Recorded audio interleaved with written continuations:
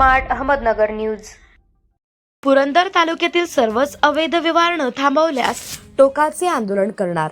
पुरोगामी संघर्ष परिषदेचे राष्ट्रीय संस्थापक अध्यक्ष संघर्ष नायक डॉक्टर सुभाष वायदंडे यांचा इशारा।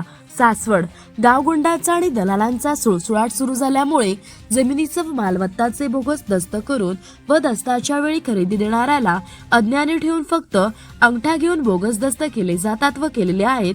तसेच गावातील अनेक सिटी सर्वेचे रस्ते नकाशात असून सुद्धा गावगुंडाच्या दहशतीमुळे केलेले नाहीत।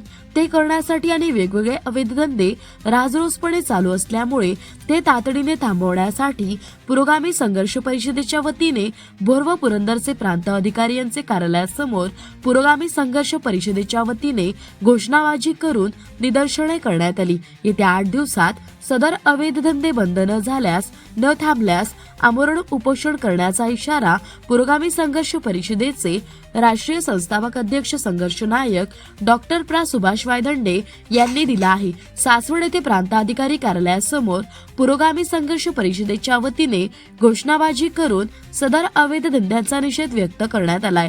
तसेच यावेळी संघटनेचे युवक प्रदेश राज्याध्यक्ष मनोज दादा भिसे, राज्याचे वरिष्ठ संपर्क प्रमुख भानुदास मामा भिसे, राज्याचे वरिष्ठ उपाध्यक्ष हनुमंत दादा जाधव, राज्याचे वरिष्ठ संघटक विजयभाऊ बगाडे, पश्चिम महाराष्ट्र सल्लागार कमिटीचे अध्यक्ष प्राचार्य पंढरीनाथ आढाळगे, तसेच जिल्हाध्यक्ष निखिल आढाळगे, दिव्यांग आघाडीचे जिल्हाध्यक्ष राजेश आढाळगे, निवृत्ती खुडे, तसेच किशोर आढाळगे, अजित पाटोळे, गणेश जाधव, श्वेता आढाळगे, पूजा आढाळगे, जिल्हा उपाध्यक्ष गोकुळ भिसे, बा विष्णुदादा भोसले, ज्येष्ठ नेते सरचिटणीस रि श्रमिक ब्रिगेड आठवले, महाराष्ट्र प्रदेश व रिपाईच्या पुणे जिल्हा सरचिटणीस, रिपब्लिकन पक्षाचे पुरंदर तालुका अध्यक्ष बळीराम सोनवणे, कार्याध्यक्ष राष्ट्रीय चर्मकार महासंघ पुरंदर तालुका मंगेश दादा गायकवाड इत्यादी पुरोगामी संघर्ष परिषदेचे पदाधिकारी मोठ्या संख्येने यावेळी उपस्थित होते।